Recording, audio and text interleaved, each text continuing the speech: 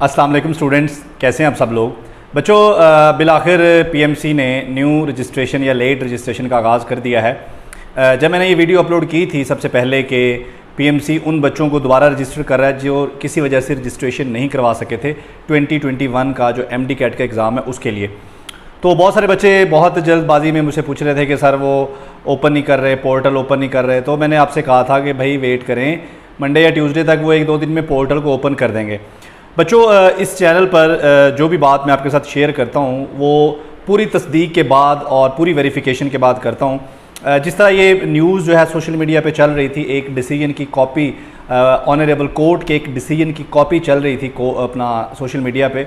तो मैंने पहले उसको कोर्ट से वेरीफाई किया कि जो सोशल मीडिया पे सर्कुलेट कर रही है ये कॉपी डिसीजन की, ये ठीक है, ये ना कि लोगों ने खुद से बना के उसको फैला दिया हो। तो उसके बाद फिर मैंने वीडियो अपलोड की थी।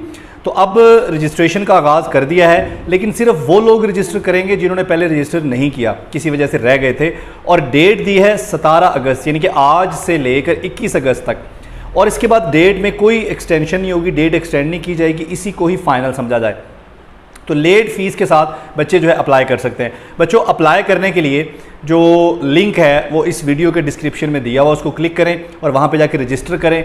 आपको एक ईमेल आएगी जिसमें आपका पासवर्ड होगा और आपकी जो फ़ी है उसकी डिटेल्स होंगी। ठीक है, आप वो फ़ी ऑनलाइन पे कर सकते हैं, डेबिट कार्ड के ज़रिए, क्रेडिट कार्ड के ज़रिए, बैंक ट्रांसफ़र के ज़रिए, या इसके अलावा आप पीएमसी का जो ऑफिस है इस्लामाबाद वहाँ पर भी फ़िज़िकली पे कर सकते हैं। 2 छुट्टियाँ जो हैं 9 और 10 मुहर्रम की, इन दिनों में भी पीएमसी का ऑफिस जो वो सिर्फ फ़ी की वसूली के लिए खुला होगा। ठीक है, उसके बाद बच्चों के दिल में क्वेश्चन आएगा कि सर क्या इस स्टेप से जो नई रजिस्ट्रेशन ओपन हुई है, क्या इस स्टेप से MD कैट का जो पेपर है वो लेट हो सकता है।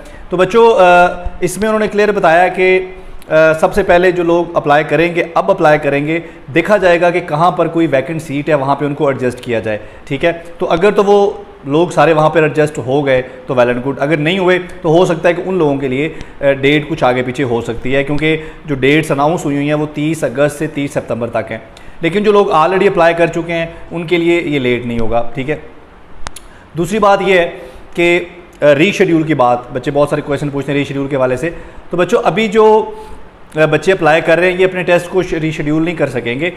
जिन लोगों ने 25 जुलाई से पहले अप्लाई किया है वो अपने टेस्ट को रीशेड्यूल कर सकते हैं इन डेट्स के दौरान। ठीक है बच्चों, तो मज़ीद अगर आप कोई इन्फॉर्मेशन लेना चाहते हैं तो आप कमेंट करके पूछ सकते हैं। थैंक यू, अल्लाह हाफ़िज़।